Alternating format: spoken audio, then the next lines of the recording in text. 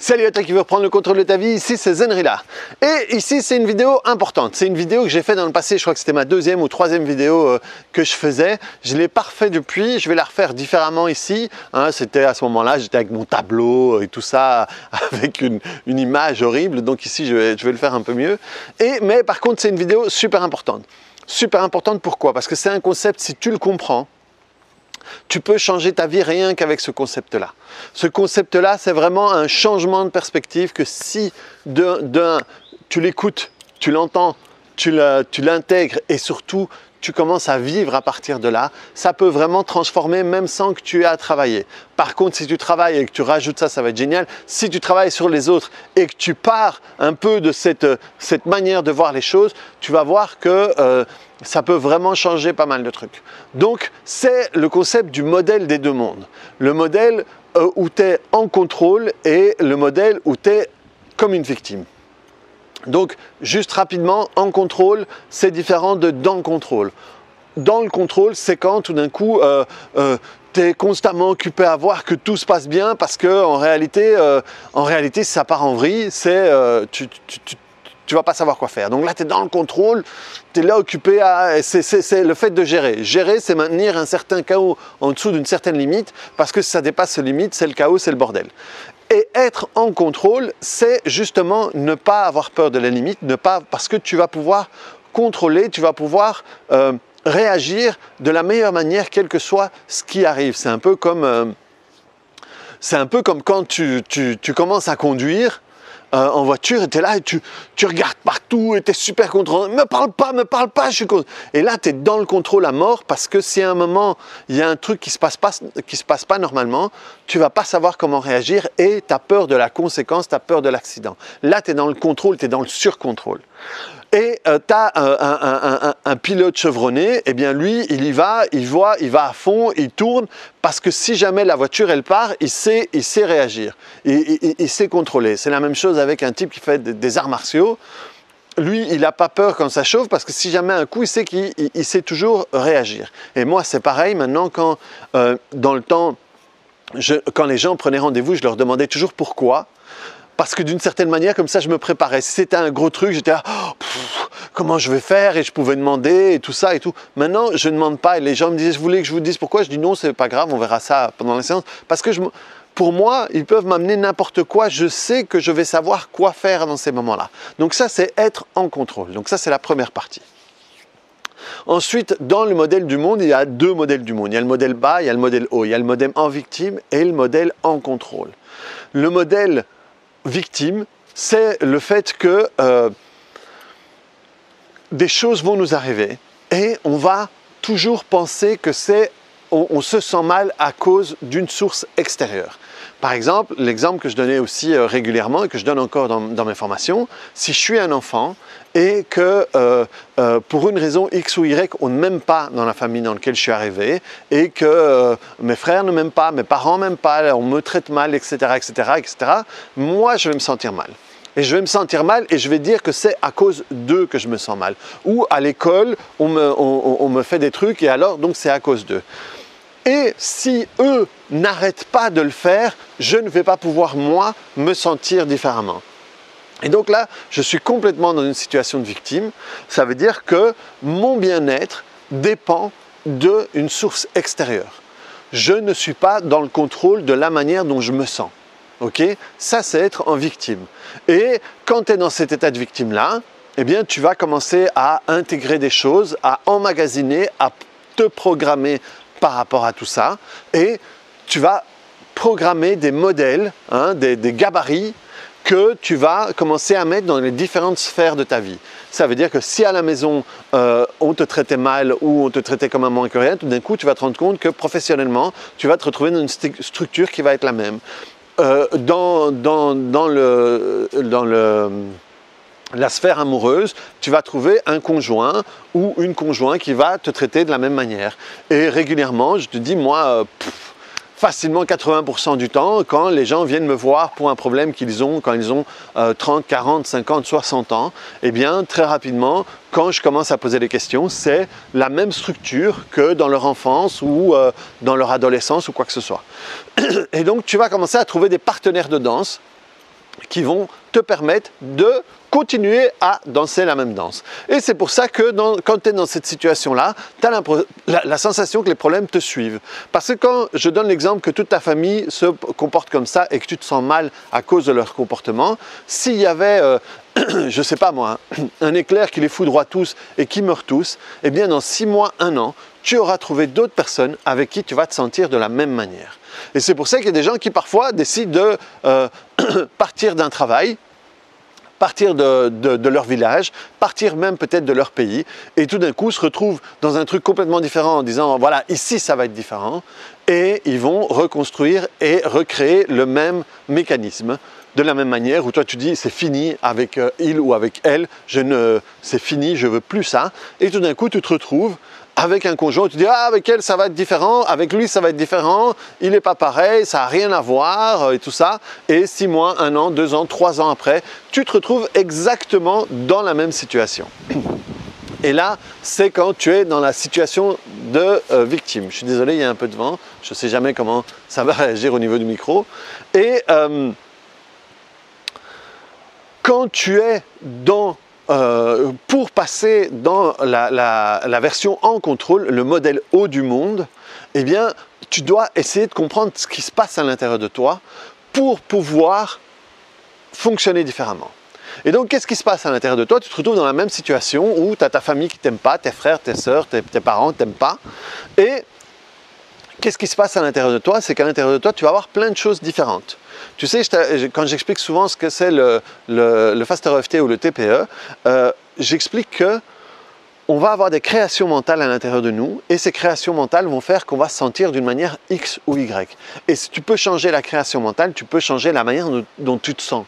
Ce qui est complètement différent de dire ces personnes-là sont comme ça et si je change ces personnes-là, je vais me sentir différemment. C'est complètement différent parce que je peux parfois, ces personnes-là peuvent changer et je vais quand même me sentir de la même manière parce que le problème se trouve à cet endroit-là. Et justement, à l'intérieur de nous, qu'est-ce qu'il y a? À l'intérieur de toi, comme de moi, il va y avoir des images et des vidéos.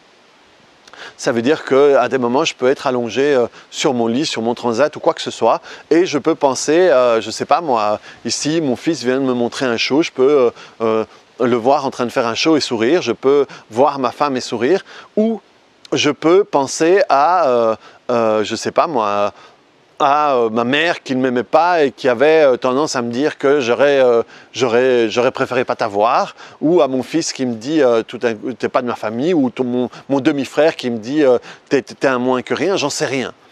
Mais tu vas avoir des images et des vidéos à l'intérieur de toi et selon celle qui va tourner, tu vas te sentir d'une manière X ou Y. C'est ce que j'appelle ton Netflix interne. Ensuite, il va y avoir des sons et des voix. Les sons et des voix, c'est exactement la même chose. Je vais pouvoir entendre, je sais pas moi quand je veux me recharger ou me sentir bien, je peux entendre la voix de mon fils qui me dit qu'il m'aime, en espagnol bien sûr, ou d'autres choses, ou ma mère, ou ma femme, ou ma sœur, ou mes amis, ou quoi que ce soit. Mais aussi, par exemple, quand on est devant notre feuille d'examen et à ce moment-là, entendre quelqu'un, je sais pas, ma mère, mon père me dire de toute façon, tu n'arriveras jamais rien, je sais que tu n'y arriverais pas ou quoi que ce soit. Et à chaque fois, ça c'est notre radio interne, ce qu'on va voir, ce qu'on va entendre, va déterminer la manière dont on va se sentir et va déterminer la manière dont on va faire les choses. Ensuite, bien sûr, il y a les goûts et les odeurs qui sont moins présentes, mais quand même, hein, on peut tout d'un coup avoir une odeur qui va nous ramener vers une histoire d'amour ou une odeur qui peut nous ramener vers un abus et un goût qui peut nous ramener vers un super endroit où j'ai mangé ça ou vers la dernière fois que je suis tombé malade. Donc c'est exactement pareil. Et la dernière chose qui est la plus importante, ça va être les émotions et les sensations. Pourquoi est-ce que c'est la plus importante? Parce que c'est ça qui détermine que quelque chose va sembler vivant. Si j'ai un souvenir, si j'ai une mémoire, eh bien dès que je vais le sentir, ça va me faire une sensation positive ou négative, ça va devenir plus réel. Et donc, il va y avoir des émotions et des sensations positives et ou négatives. Et il y a une partie, et c'est ça qui est peut-être innovant si vous ne le savez pas, c'est qu'à l'intérieur de nous, il y a un programmeur. Et le programmeur, il va prendre cette émotion, cette sensation, cette vidéo, cette odeur, etc. Il va prendre dans un shaker et il va en faire un programme. Et ce programme va tourner à l'intérieur de toi en arrière-plan et va faire que tu vas répéter ce programme-là et l'appliquer dans différentes sphères de ta vie ou dans la même sphère, mais avec répétition. Et dans ces moments-là, tu es d'une certaine manière en pilote automatique par rapport à ce programme-là. Et quand tu es en pilote automatique, tu n'es pas en contrôle, mais tu es plutôt dans la partie victime. Et donc, ce programmeur, il est là, et quelle est l'important important là-dessus, c'est que si j'ai un programme qui ne me convient pas, qui est dû à une certaine voix, à une certaine sensation, à un certain goût, certaine odeur, certaine émotion, et que je peux aller dans cette odeur, que je peux aller dans cette image, dans cette émotion, et les travailler et les transformer, eh bien, le programmeur va quand même prendre les mêmes choses, mais le programme sera complètement différent. Et donc, c'est cette partie-là qui est importante. C'est ce que je t'explique à longueur de vidéo sur le cake. Le cake, c'est le programme. Une fois qu'il est fait, je ne peux rien faire. Par contre, si je peux changer les ingrédients, le cake va changer de saveur sans que je n'ai rien à faire. Ici, c'est exactement ça qu'on va faire. On va aller dans les ingrédients, on va les travailler, on va les transformer et du coup, le programme sera différent. Et à ce moment-là, on reprend le contrôle des choses. Ce qui veut dire que pour reprendre le contrôle des choses, il y a deux points qui sont... C'est même pas important, c'est que on peut pas faire sans. Ces deux points, c'est ce qui va faire qu'on peut passer d'un modèle à l'autre. La première chose, c'est reprendre la responsabilité complète de ton état émotionnel actuel. Donc, reprendre la responsabilité complète de ton état émotionnel actuel. Ça veut dire quoi? Ça veut dire que c'est ma responsabilité. Ce n'est pas à cause de mon père qui m'a fait ça, ce n'est pas à cause de l'abuseur qui m'a fait ci, ce n'est pas à cause de mon ex qui m'a fait ça. Et point important, vraiment important, je l'ai déjà dit mais je vais le répéter, tout ce que tu as aujourd'hui n'est pas dû aux personnes qui te l'ont fait, ni à ce qu'ils t'ont fait, mais c'est dû à la manière dont tu gardes ça vivant aujourd'hui. Il y a des gens qui se sont excusés, il y a des gens qui sont morts, qui ne sont plus en train de te faire ça, mais pourtant tu es encore en train de le sentir et le vivre à l'intérieur de toi. C'est ce que tu gardes à l'intérieur de toi qui est bien plus important que les gens qui te l'ont fait et que ce qu'on t'a fait. Donc, c'est ça, reprendre la responsabilité de ton état émotionnel actuel, la responsabilité complète. Si je me sens comme ça, c'est ma responsabilité. C'est parce qu'à un moment ou un autre, je choisis de me sentir comme ça plutôt qu'autrement. Et le deuxième point, c'est rentrer dans les souvenirs, rentrer dans les mémoires, rentrer dans tous les détails et les transformer. Et c'est exactement le travail qu'on fait en TPE et en Faster EFT. Et si tu fais ça, tu transformes tout.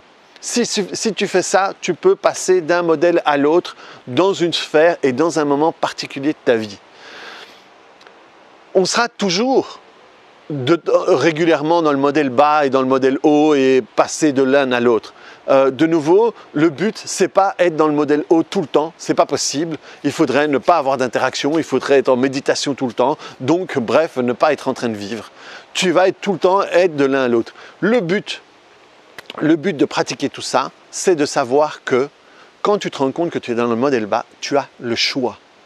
Tu as le choix, tu as la marche à suivre et tu as, quand tu apprends les techniques que moi j'enseigne, tu as un outil qui te permet de passer de l'un à l'autre. Mais simplement le fait de comprendre ça, de comprendre ce qui se passe à l'intérieur de toi, peut, dans ta vie de tous les jours, dire oh, ok, là je suis dans le modèle bas. Là, je suis un peu dans la victime. Qu'est-ce que je peux faire différemment? Comment est-ce que je peux me sentir différemment? Ok, ça va. Hop, et tu te positionnes différemment. Hein, tu te positionnes plus haut dans le modèle au lieu d'être plus bas dans le modèle.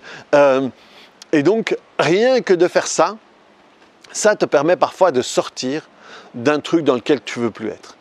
Et je t'assure que cette vidéo, tu peux la revoir plusieurs fois. Moi, cette partie-ci, je l'ai vue mais des dizaines de fois. Parce qu'on l'entend une fois, ah ouais, j'ai compris, ouais, je sais de quoi il parle, je sais. Mais en attendant, dans ta vie, tu continues à faire les mêmes conneries. C'est la répétition, la répétition, la répétition. Je l'ai écouté plusieurs fois et ensuite je l'ai écouté, je l'ai décomposé, je l'ai étudié pour faire ma première vidéo, ensuite pour l'expliquer dans les cours que je donne. Et c'est vraiment parce que j'ai répété ça des dizaines de fois qu'à un moment, je suis parvenu à l'intégrer. Et je suis parvenu à vivre une partie de ma vie, parce que ce ne sera jamais l'entièreté de ta vie, en utilisant ça pour me sortir parfois de situations dans lesquelles je ne voulais plus être. Et surtout, ce qui te donne une puissance incroyable, une puissance d'Avenger, de super-héros, de ce que tu veux, c'est reprendre la responsabilité complète de ton état émotionnel actuel. Pourquoi? Pourquoi est-ce que ça te donne un super pouvoir? Parce que ça veut dire que si tu reprends la responsabilité de tout ça, l'état dans lequel tu te sens ne dépend que de toi. Et si ça dépend que de toi, tu n'as besoin de personne d'autre pour le changer. Et ça, c'est incroyable. Ça te donne une surpuissance parce que tu sais que c'est toi qui peux faire te sentir bien. Ce n'est plus l'autre. Tu ne vas plus rechercher ça chez l'autre. Tu vas savoir que c'est à l'intérieur de toi. Et ça, mais putain, ça te donne une puissance énorme. Donc, reprends le contrôle de ta vie.